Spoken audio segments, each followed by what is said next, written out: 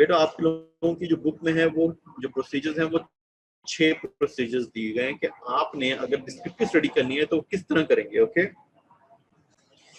तो सबसे पहले तो हम लोग ये जो स्टेप्स हैं, ये 6 स्टेप्स हैं। इस 6 स्टेप्स को याद रखो कि हम लोगों ने जब कोई भी क्रॉस सेक्शनल स्टडी करनी है तो 6 स्टेप्स के थ्रू करनी है। First one is defining the population to be studied, मतलब आपने कौन सी पॉपुलेशन जिसमें आपने स्टडी करनी है। इट कुड बी, ये हो सकता है कि आपने ये चेक करना हो कि सिर्फ और सिर्फ फीमेल्स में चेक करनी हो, कोई लाइक ये हो सकता है कि फीमेल्स में आपने जो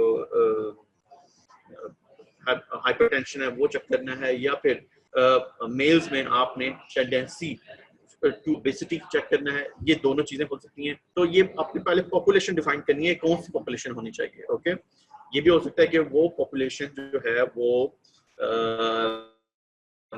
वो एक लाहौर की पॉपुलेशन हो, या फिर सिर्फ पंजाब की पॉपुलेशन हो, या पूरे पाकिस्तान की पॉपुलेशन हो। ठीक है, तो ये भी आपने डिसाइड करना। तो पहले आप डिफाइन करो कि आपने कौन सी पॉपुलेशन में स्टडी करनी है। ठीक, तो first one is the population to be studied.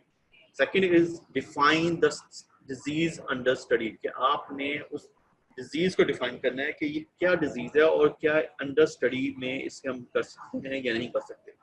Of course जब ओबेसिटी का जिक्र आएगा तो आपने ओबेसिटी को डिफाइन करना पड़ेगा कि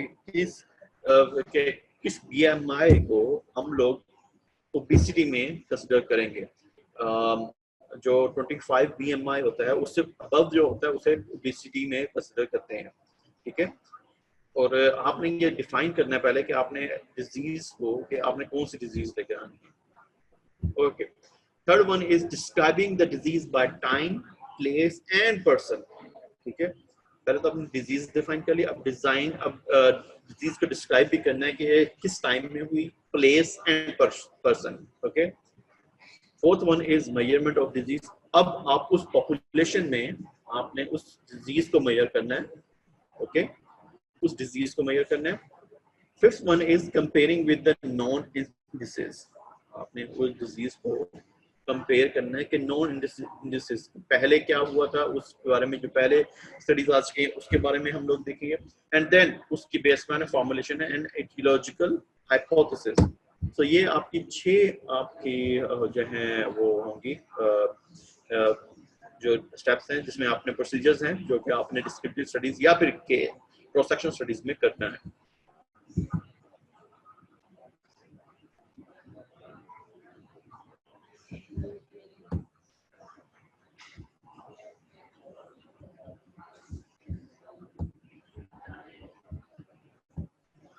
ओके, पहला था मैंने आपको क्या बोला था कि डिफाइनिंग द पॉपुलेशन।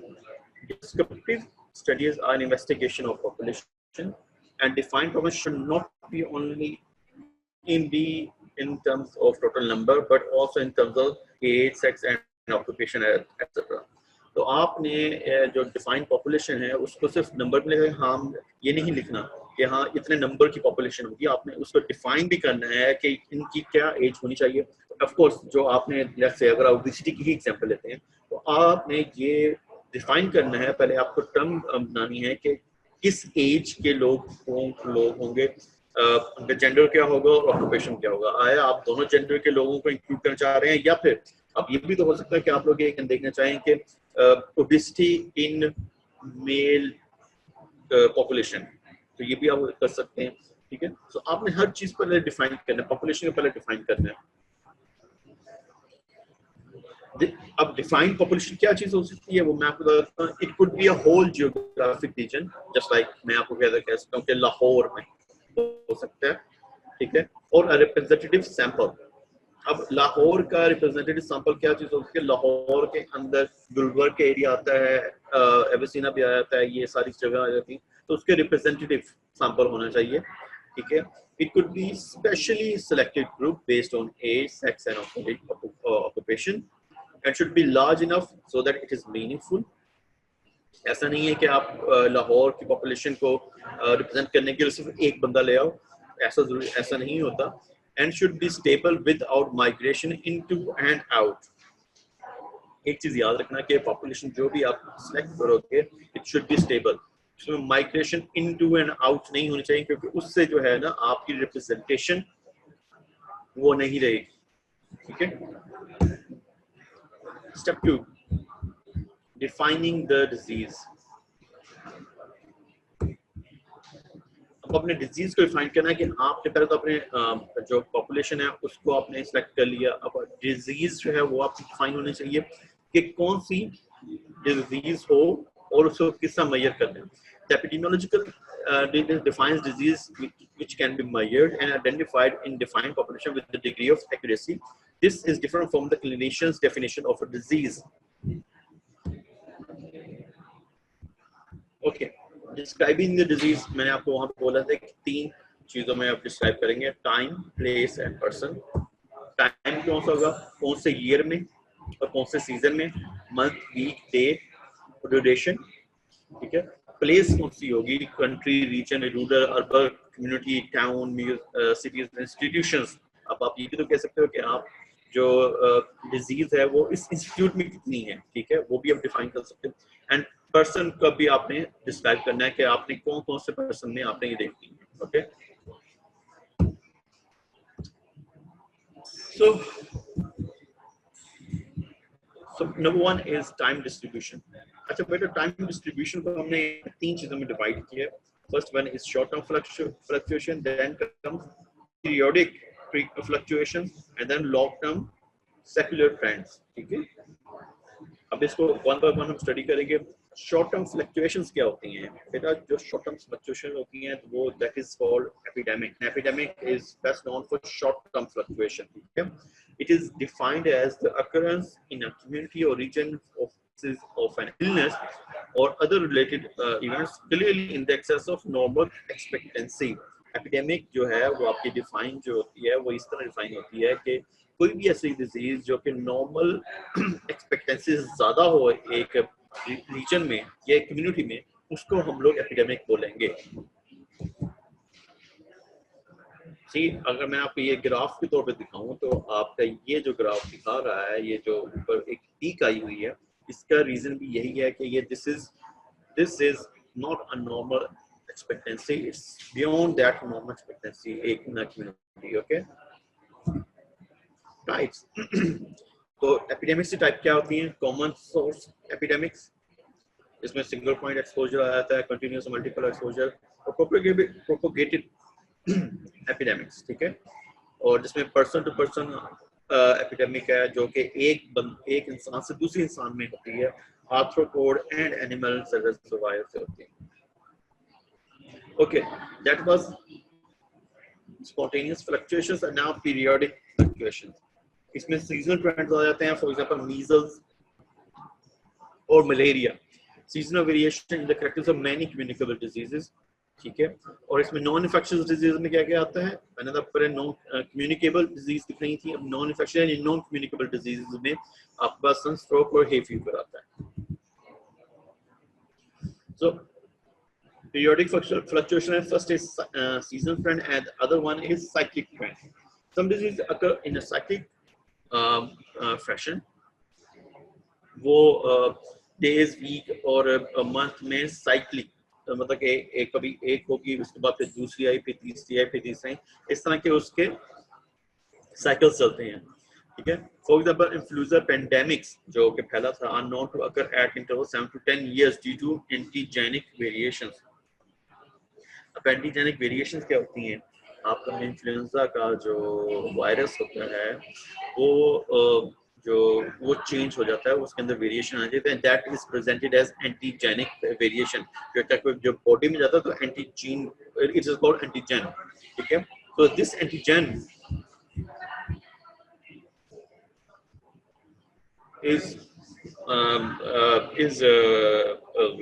उसमें वेरिएशन आती है और उसकी वजह से उसका इन्फ्लुएंजा पेंडेमिक जो है वो चेंज होता है। नॉन इन्फेक्शन कंडीशन में आ जाता है आपके पास ऑटोमोबाइल एक्सीडेंट्स, जो कि अमेरिका में कहीं भी हो सकते हैं। They are frequent on weekends. Okay okay, third one is long term trends. उसमें आपके पास मेनली होता है कि आपके पास coronary disease, diabetes showing a consistent upward trend because of obesity, and decline in TB, polio in developed countries during past 50 years. Okay, मैंने आपको पहले time बता दिया. प्लेस डिस्ट्रीब्यूशन का मैं आपको बता रहा हूँ कि प्लेस डिस्ट्रीब्यूशंस में हमारे पास आ जाते हैं. First is international variation, national variation, rural urban variation and local distribution. So international variation में क्या होता है, फॉर एग्जांपल कई ऐसी स्टडीज हैं जिसमें जो किसी मुल्क में डिफरेंट है और दूसरे मुल्क में डिफरेंट है. So these are international variation. So descriptive studies, ये भी डिस्क्रिप्टिव स्टडीज से ही पता चलती हैं, have shown that the pattern of disease is not same everywhere. For example cancer of the stomach is very common in Japan, whereas it's very unusual in the US. उसकी reasons different हो सकती हैं, लेकिन फिलहाल मैं आपको ये बता रहा हूँ कि these are international variation. National variation में क्या हो सकता है कि within countries variation आ सकती है, just like distribution. India में endemic goiter, fluorosis, malaria, and nutritional differences should show variation in their distribution in India and also in Pakistan as well. And then comes rural urban variation. ठीक है, और इसका mainly जो चीज होती है वो दो चीजें होती हैं. First in sanitation problems and other one is वहाँ पे जो जूनोटिक्स डिजीज है उसकी वजह से होती है. मतलब कई डिजीज रूरल में डिफरेंट होती हैं, अर्बन में डिफरेंट होती हैं. So due to differences in population density, levels of sanitation, deficiency medical care, education and environmental factors, और इसी वजह से there exist rural urban variation, chronic bronchitis, cardiovascular diseases, accidents वगैरह ये अर्बनाइजेशन में ज़्यादा है. उसमें रीज़न आपको पता है कि वो किस वजह से ज़्यादा है. उसका रीज़न यही है कि जो अर्बनाइजेशन में है वहाँ पे थोड़ा सा जो पोल्यूशन फैक्टर है उसकी वजह से यहाँ पे क्रोनिक ब्रोंकाइटिस ज़्यादा हो जाता है, कार्डियोवैस्कुलर डिजीज, ओबेसिटी वजह ज़्यादा होती है, and accidents are more frequent in urban areas than the rural areas. ये आपको इस चीज़ का आइडिया है. So skin and zoonotic disease and but oil transmitted ailments they are more frequent in rural areas. Local distributions. These distributions जो हैं आपके पास वो है स्पॉट की सूरत में आती हैं, शेडेड की सूरत में आती हैं. They are just locally जो होते हैं वो होते हैं प्रोड्यूस होते हैं. एक चीज़ पर मैंने आपको पिछली मतलब दी थी कि study of cholera epidemic, this was epidemic London में सिर्फ एक खास जगह पे होती थी. ठीक है, उसमें डॉक्टर जॉनसन थे, उन्होंने इसको स्टडी किया था, उसको इरेडिकेट किया था. And it shows the upward cluster होता है जो कि एक खास कॉमन सोर्स ऑफ इन्फेक्शन की वजह से आता है. Okay,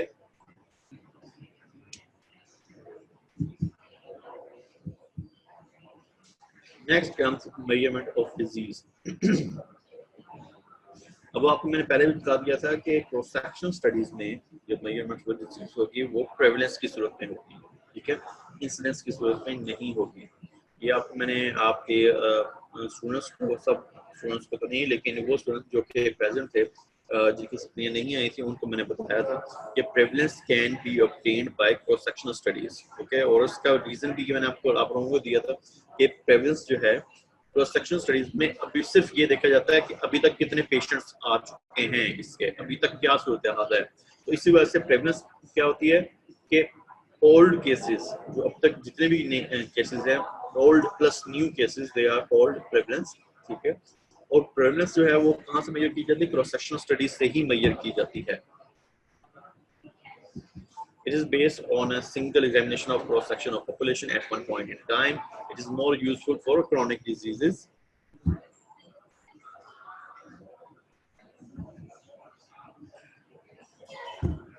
Now, the uses of descriptive epidemiology है, there are four uses जो आपके book में लिखे गए. First one is it provides data regarding the magnitude of disease load and type of disease problem in terms of morbidity and mortality rates and ratios. कि आपकी disease कितनी, उसका magnitude कितना है, उसका लोड कितना है, उसका मेडिकल लोड कितना है. ठीक है, ये इस चीज को बताता है. सेकंड जो बताता है कि वो इट कैन गिव क्लू, एक थोड़ा क्लू दे सकता है कि इसकी डिजीज की etiology क्या है, and help in the formulation of etiological hypothesis। मैं फिर अगेन बता रहा हूँ कि it can only give a clue, लेकिन ये इसकी etiology को एस्टेब्लिश नहीं कर पाता, क्योंकि हम लोग इस वक्त इसकी सिर्फ एक etiology को नहीं देख रहे होते, सिर्फ ये देख रहे होते हैं कि इस वक्त क्या हुआ है। हम लोग आगे फ्यूचर में या फिर पास्ट में ताकि इसकी etiology नहीं, ये हम सिर्फ प्रेजेंट में देख रहे होते हैं। ठीक है, it provides a background data for planning, organization, evaluation of preventive service. ये हमारे लिए important है, and can contribute to research by describing variations in disease occurs by time, place, and person.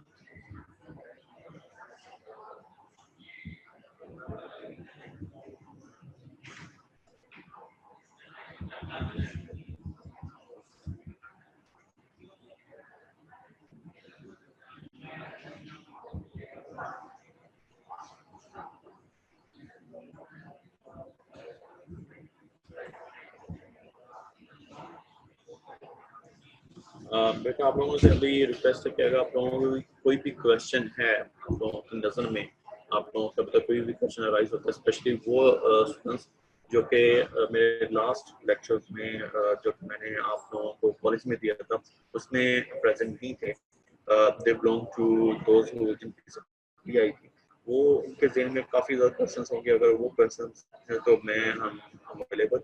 और दूसरी बात यह है कि आई रिक्वेस्ट यू ऑल कि आप अपनी बुक का जो पेज नंबर 93 है वहाँ से आप ओपन करो, उसको एक मतलब पढ़ लो 93 से ऑनवर्ड्स, डिस्क्रिप्टिव एपिडेमियोलॉजी, वहाँ से एक मतलब पढ़ो और उसके बाद फिर मुझे बताओ कि क्या चल रहा है।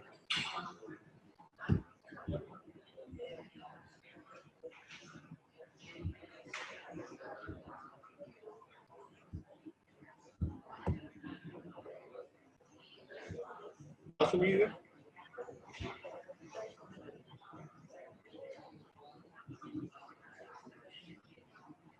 मेरे स्टूडेंट्स को जो है ना, जो भी क्लास में उनको अनम्यूट करें जरा 5 मिनट के लिए, मैंने क्वेश्चन आंसर।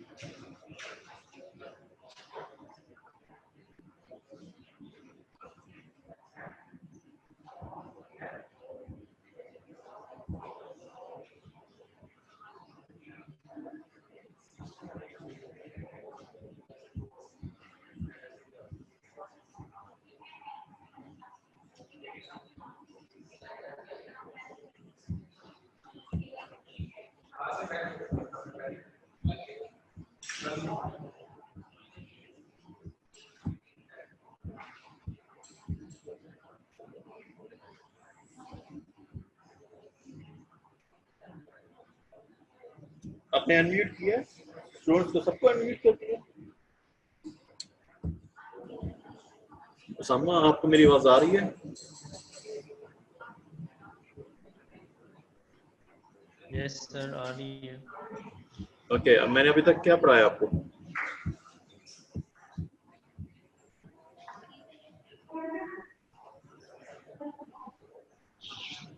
सर एपिडेमियोलॉजी आपने सॉरी? तो उसके क्रॉस सेक्शन स्टडीज प्रेवलेंस के बता रहे थे कि पिछले लेक्चर्स में, पिछली स्लाइड में। बेटा इस लेक्चर में अभी तक लोकल मैंने क्या पढ़ाया? डिस्टर्बेंस। इस लेक्चर में अभी तक मैंने क्या पढ़ाया?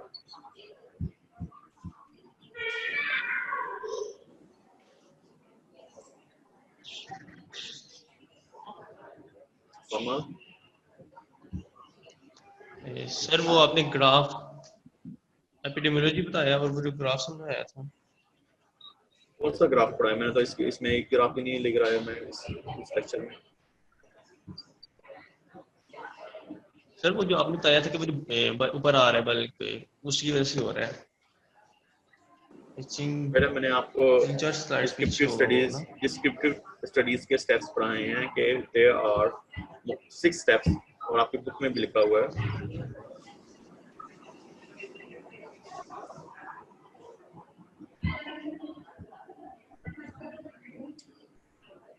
ओके, इकरा इकरा आलम इकरा आलम, आपको आवाज आ रही है मेरी?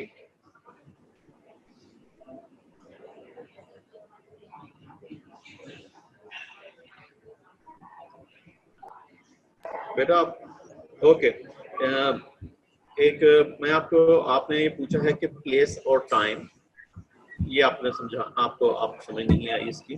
तो बेटा मैं आपको 2-3 अभी सिर्फ इस जो अभी ये स्लाइड आपके सामने है, ये इस चीज को पढ़ लो, एक एक मतलब समझ लो, मैं आपको बता देता हूँ।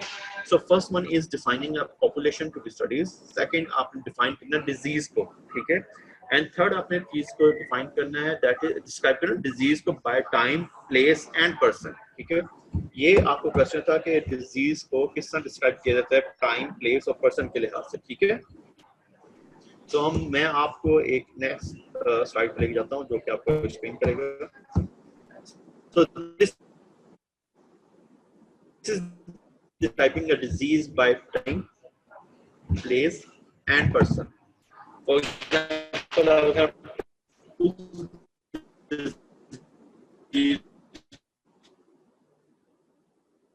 तो क्या वो yearly present होती है या फिर एक सीजनल है, कौन से मंथ में या वीक में होती है। टाइम, क्या वो क्लाइमेटिक जोन है, कौन से कंट्री या रीजन में होता है।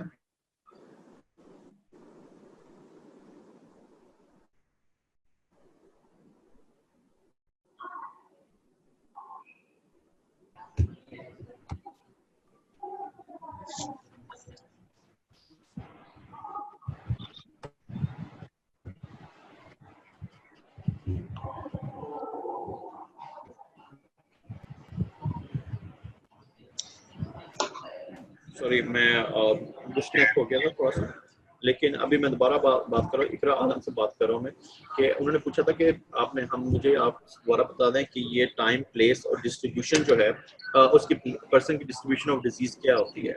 तो उसमें ये होता है कि टाइम में तो मैंने आपको बता दिया था कि ईयर और सीजनल आता है, कि सीजनल डिजीज भी होती हैं, मंथ और वीक हम देखते हैं उसमें, और आवर ऑफ ऑनसेट देखते हैं एंड ड्यूरेशन देखते हैं, ठीक है, ये देखना पड़ता है हमें।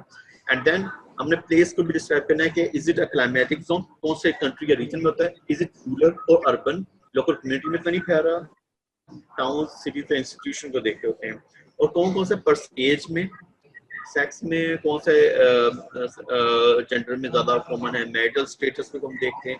ये इन चीजों से हम डिस्क्राइब करते हैं कि डिजीज कौन सी किस में आ रही होती है। ओके,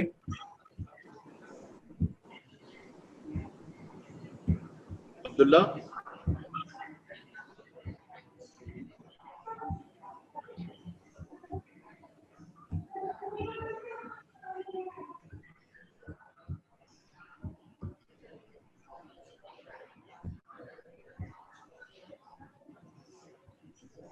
अब्दुल्ला, आपको मेरी आवाज आ रही है?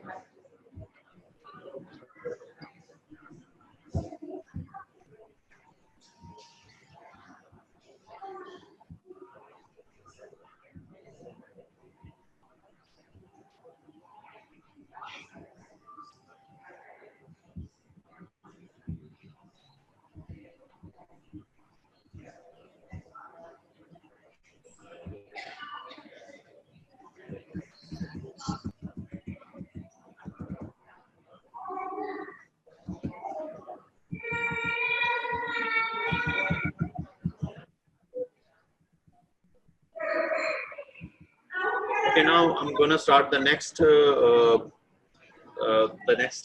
topic.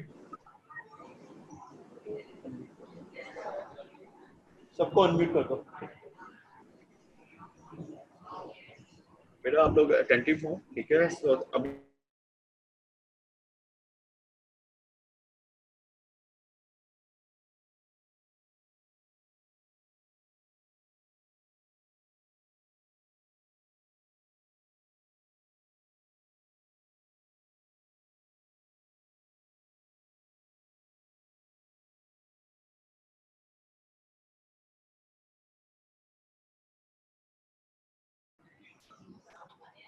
okay, so हम लोग अभी start करेंगे the next part of this lecture, which is analytical epidemiology.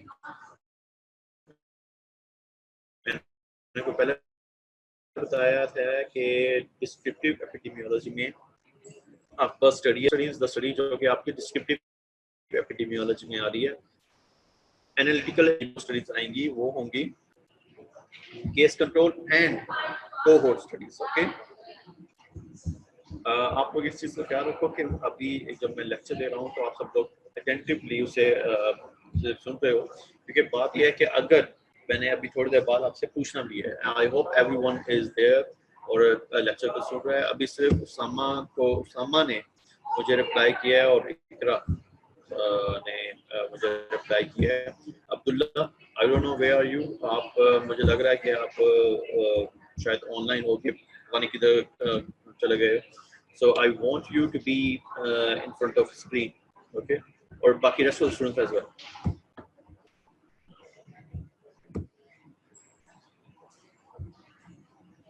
Okay, so analytical epidemiology.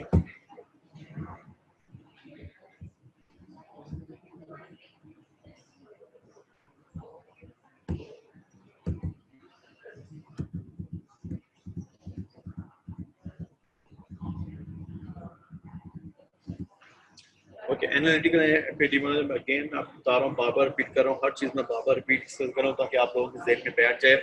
Analytical epidemiology में हमारे पास दो स्टडीज हैं, तो वो है, उनका नाम है case control study and cohort study.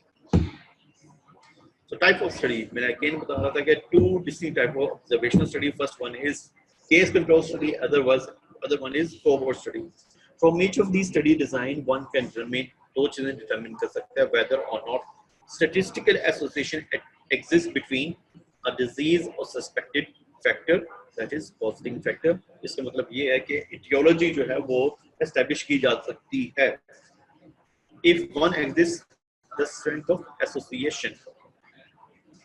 So दो चीजें, association and strength of association, दो चीजें हमने इन दोनों चीजों से पता कर सकते हैं. मैंने पहले बताया था कि जो डिस्क्रिप्टिव स्टडीज हैं उसमें जो क्रॉस सेक्शनल स्टडी आती है, ई की स्टडी आती है, उसमें हम लोग इटियोलॉजिकल एसोसिएशन नहीं डिटरमिन कर सकते. उसका रीजन यही है क्योंकि बात यह है कि हम उसमें सिर्फ प्रेजेंट को देख रहे होते हैं, हम ना पास्ट को देख रहे हैं ना फ्यूचर को देख रहे हैं, तो हम लोग it is very difficult to establish कि उन दोनों की जो एसोसिएशन है वो होगी या नहीं. सो केस कंट्रोल स्टडी, मैंने आपको पहले एक लेक्चर में समझा दिया था कि केस कंट्रोल स्टडी जो है वो that is a retrospective study. ठीक है, first common approach to test the causal, mark this word, this is causal approach. हम causal association को हम लोग इसमें देख रहे हैं. causal मतलब क्या cause कर सकता है, इसकी etiological factor हम देख सकते हैं. distinct features क्या हैं, तीन distinct features हैं. both exposure and outcome have occurred before the start of study. ठीक है, outcome और exposure दोनों स्टडी से पहले स्टार्ट हो जाते हैं. study proceeds backwards from the factor to cause. It uses control and comparison group to support the interference या result को support करने के लिए. As you can see, this is direction of inquiry which is going backwards. Direction of inquiry आपकी backward में जा रहा है, so it means ये retrospective है.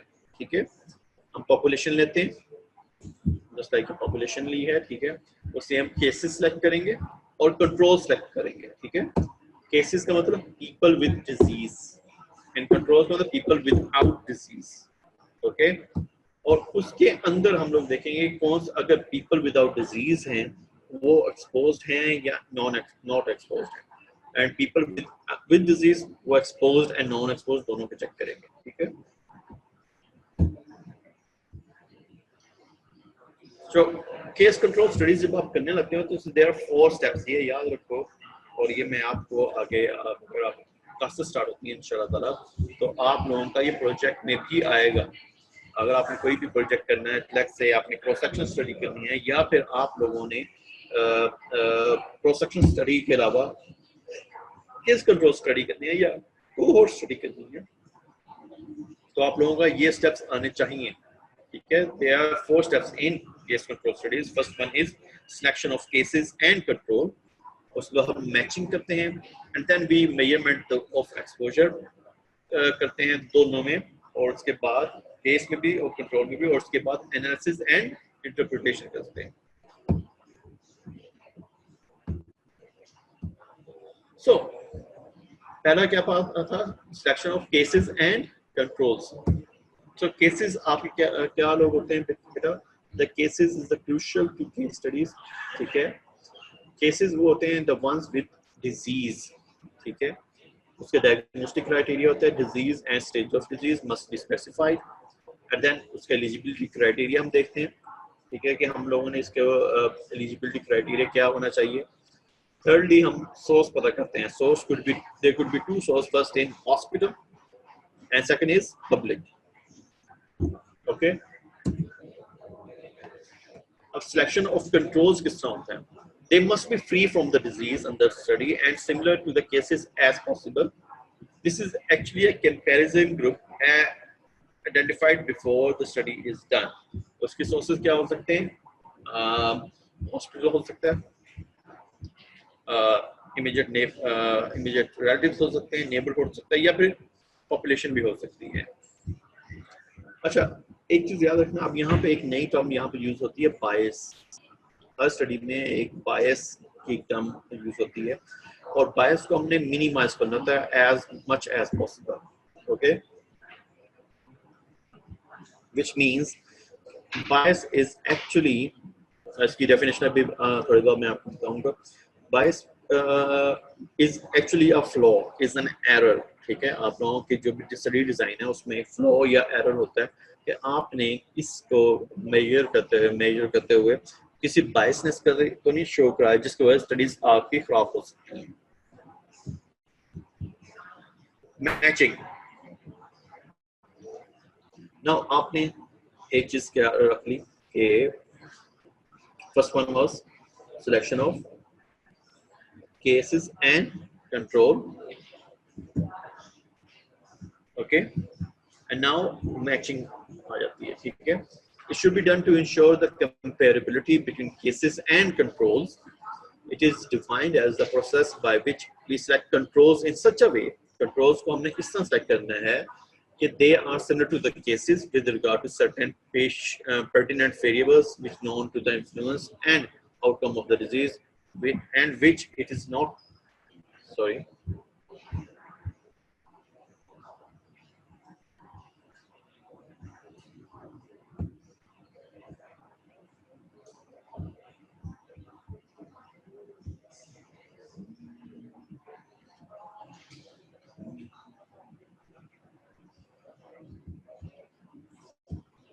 सॉरी बेटा थोड़ा सा प्रॉब्लम आ गया था। एनीवेज, हमने मैचिंग के डेफिनेशन ये है कि आपने कंट्रोल्स को इस तरह सेट करना है कि वो certain variable में वो they cannot influence the outcome of disease, okay. So it is a process by which we select controls in such a way that they are similar to the cases with regard to certain pertinent variables which known to influence the outcome of disease, and which, if not adequately matched for comparability, could distort or confound the results. अच्छा बेटा, इसमें एक चीज जो concept है वो है confounding factors का, ठीक है। Confounding factor क्या होते हैं? It is defined as one which is associated with exposure and disease and distributed unequally in the study and control group. For example, smoking and alcohol in throat cancer, age in oral cancer. अब एक चीज याद रखो कि जो compounding factor है that is not a positive factor. Positive factor नहीं होता. पॉजिटिव फैक्टर जो है वो नहीं होता. फॉर एग्जांपल आप ओरल कैंसर को देखना चाह रहे हो सिगरेट नोशी से, ठीक है. आई मीन स्मोकिंग को आप लोगों ने देखना है कैंसर. लेकिन आपको ये भी पता है कि oral cancer as the age goes on, oral cancer में एज कभी फैक्टर आता है. जैसे जैसे एज ज्यादा होती जाती है ओरल कैंसर में एज जो है और उससे ओरल कैंसर के चांसेस ज्यादा होते जाते हैं. So age is a compounding factor. It is associated with disease and exposure, मतलब कि and it is distributed unequally in the study and control group. Okay. So again मैं आपको बता कि बायस को मैंने आपको दिखाना है कि बायस बताना है कि बायस क्या चीज होती है. Bias is any systemic error in the determination of association between exposure and disease. Bias could be due to confounding की वजह से हो सकता है. कंफाउंडिंग मैंने आपको बता दिया कि एज जो है वो भी एक कंफाउंडिंग फैक्टर है, ठीक है. इंफॉर्मेशन बायस हो सकता है जिसमें मेमोरी और रिकॉल बायस हो सकता है, टेलीस्कोपिक बायस हो सकता है और इंटरव्यूअर्स बायस आ सकता है. सिलेक्शन बायस भी हो सकता है, ठीक है. सिलेक्शन बायस में हम लोग दो चीजें हैं, एक प्रेवलेंस और इंसिडेंस बायस आ सकता है और दूसरा बर्केसोनियन बायस होता है. बर्केसोनियन बायस ये होता है आपकी जो रिपोर्ट के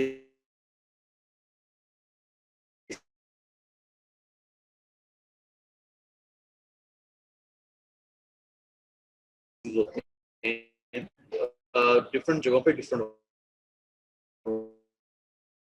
होते हैं, ठीक है. For example any disease that is areas में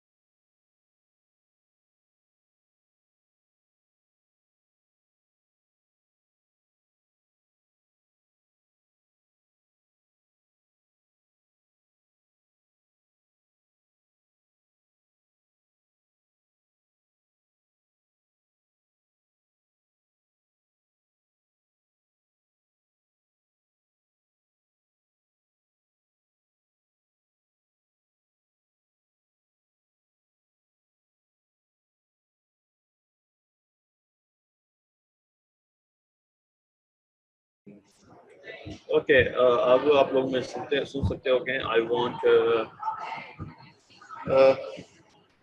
यार स्टूडेंट्स को अनम्यूट कर दें. स्टूडेंट्स को अनम्यूट कर दें.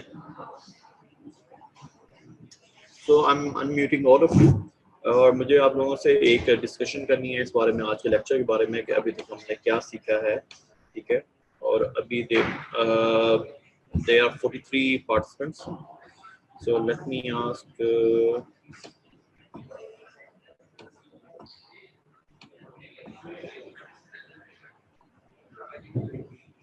खासा Tariq,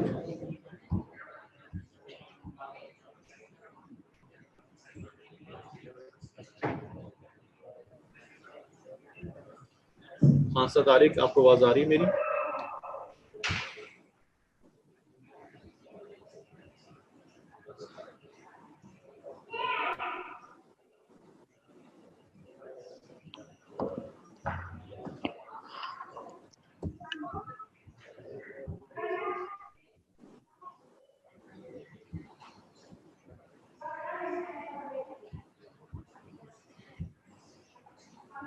Okay, good. So this is I'm making sure that all of you are listening to my lecture and मैं जो कुछ भी आती है तो बोल रहा हूँ आप लोगों को उसकी एटलीस्ट अगर आपने समझ नहीं आती तो वो मुझसे पूछ लो, और अगर समझ आ गई है तो मैं आप लोगों को क्वेश्चन आंसर कर सकूँ। तो अनफल शहजाद,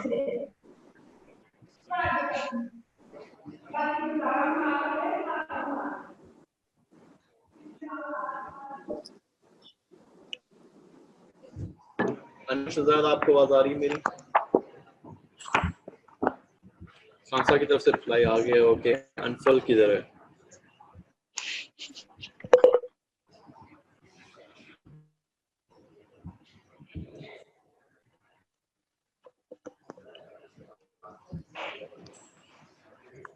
बेटा एक चीज याद रखो आप सब लोग कि अगर मैं आप लोगों में से ड्यूरिंग, अगर आप ऑनलाइन हो, आप में किसी को बताता हूँ अगर मुझे फोन नहीं करता है तो आप ऑडियंस के आपको ऐप किया जाए, क्योंकि इसका रीजन ये है कि मैं बैठा आपसे बात कर रहा हूँ, ठीक है? और आप लोगों को मेरी आवाज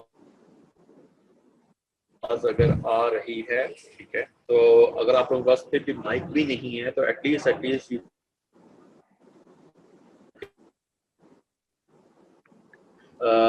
come on the chat group, और उसमें आप मुझे अपना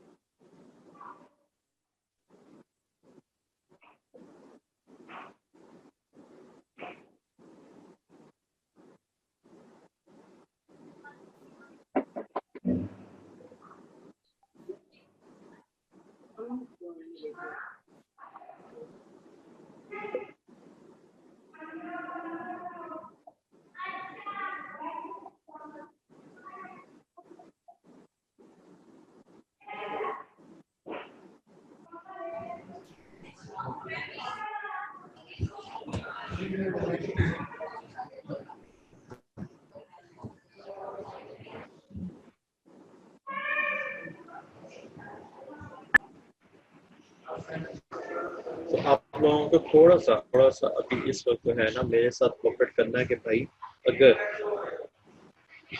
आप लोगों के लिए मैं यहाँ पे जो इतना लेक्चर बना के लेके आ रहा हूँ, और अगर आप लोग मेरी बात सुनते हो तो at least you should be able to respond in the chat group as well.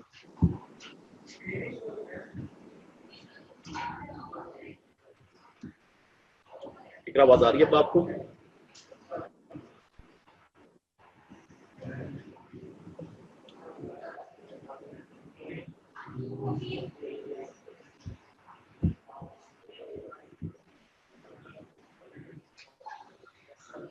So who is Namza Abbas? आप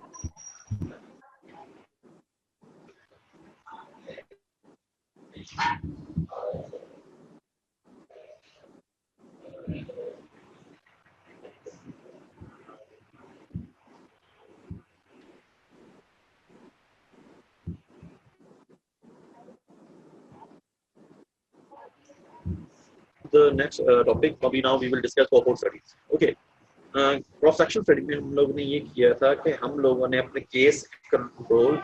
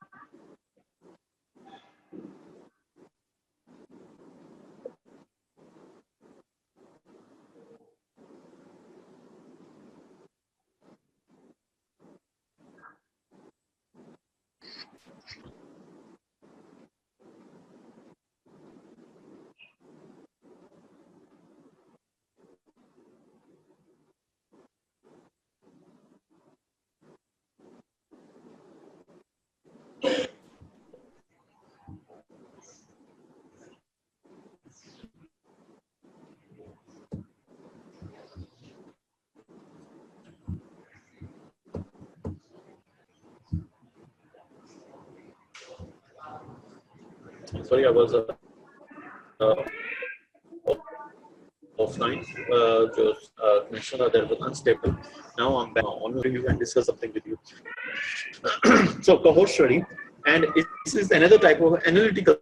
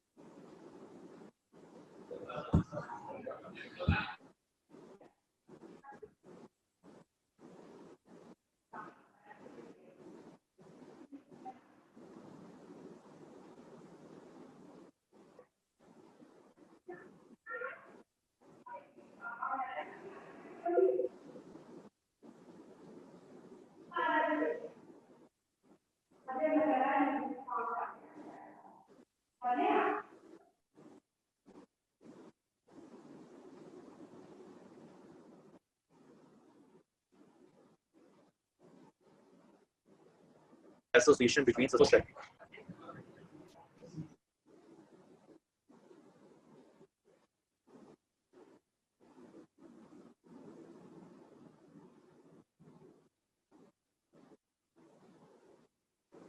So it's a prospective type of study, and study groups observed over a period of time determine the frequency of disease, and it proceeds forward, which means it is falls to fact. Other whereas जो आपकी cross section study थी that proceeds backwards, that is from effect to cause. So ये चीज याद रखना.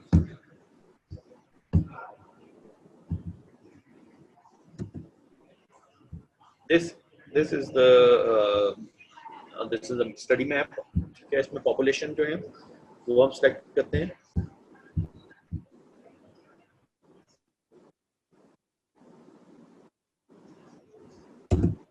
Going backwards.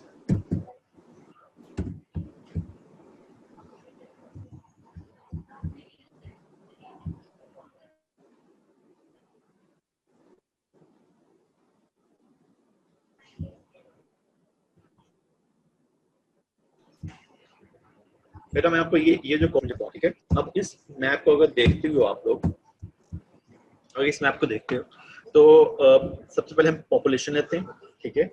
And population में हम लोग जो जिन लोगों सेलेक्ट करेंगे that is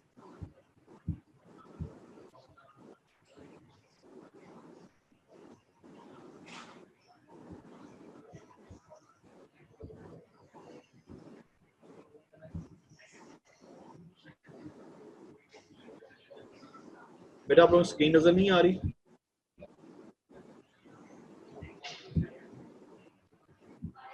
Wait a minute, again, let me again share it with you.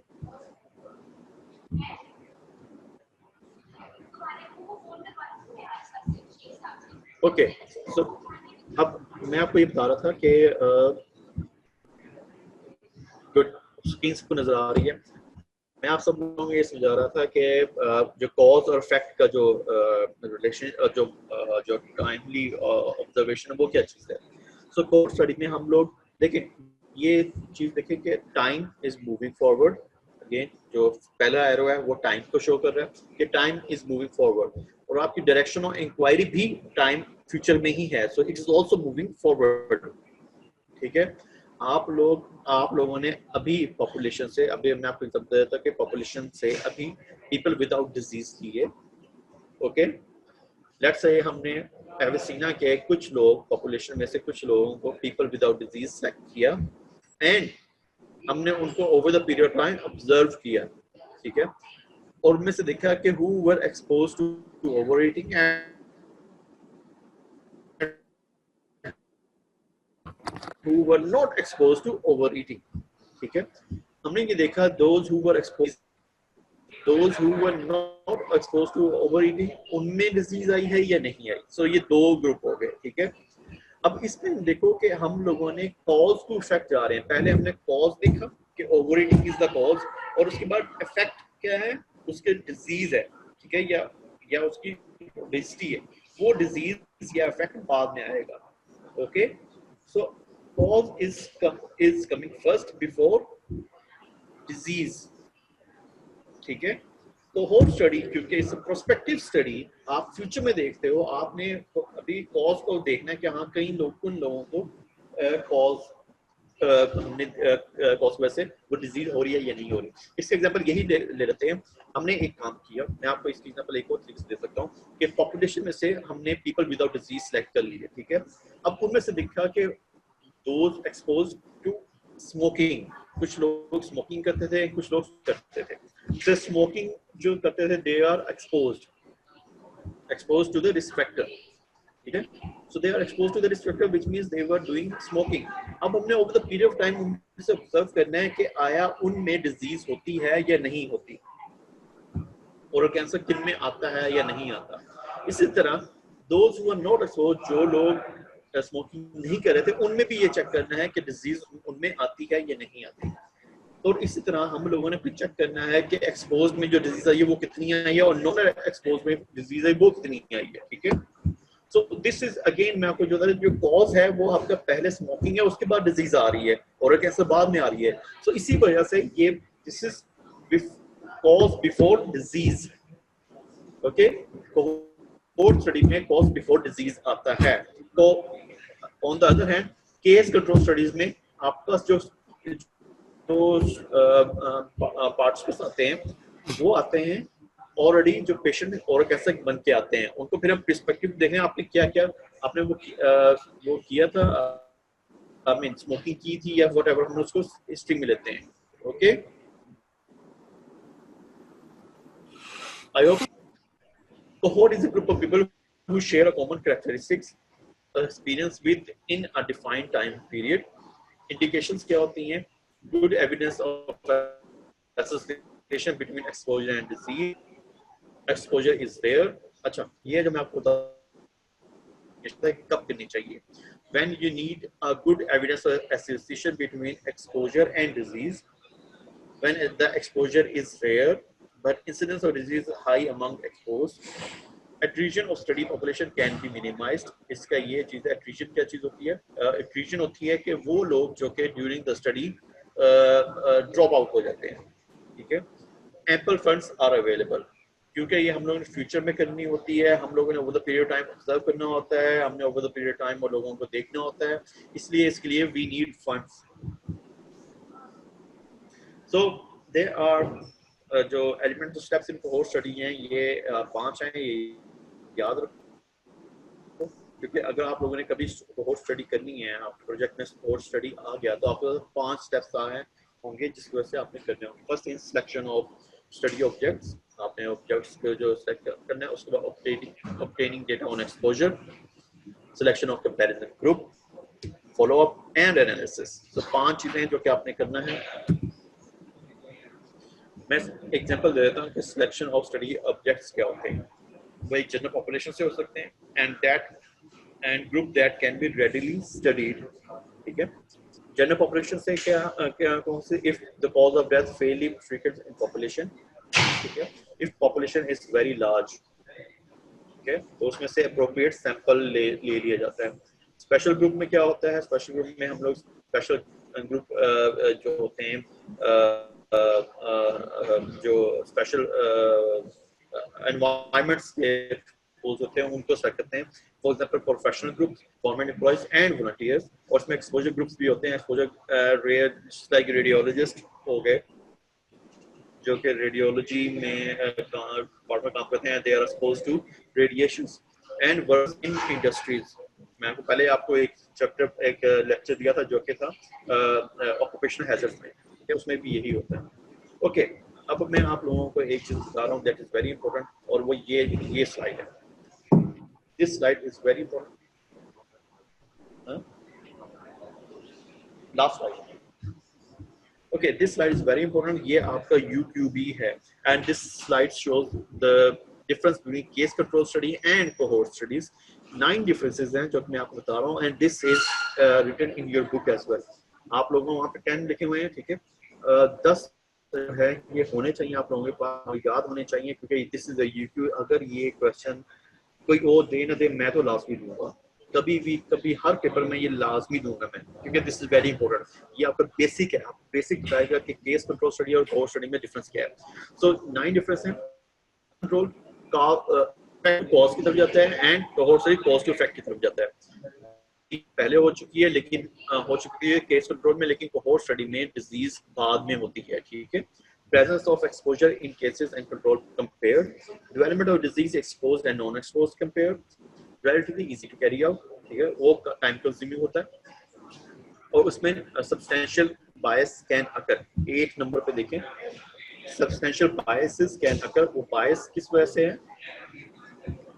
memory bias, recall bias, ठीक है। जो केस कंट्रोल स्टडीज होती हैं there are less costly and no dropouts. Exposure में हायर ड्रॉप आउट होता है, ठीक है जी। ये दिस इज वेरी इंपॉर्टेंट और आप लोग ये से एक मतलब एक पढ़ लो, आपकी बुक में भी लिखे हुए और ये आपका UQ ही है। Thank you.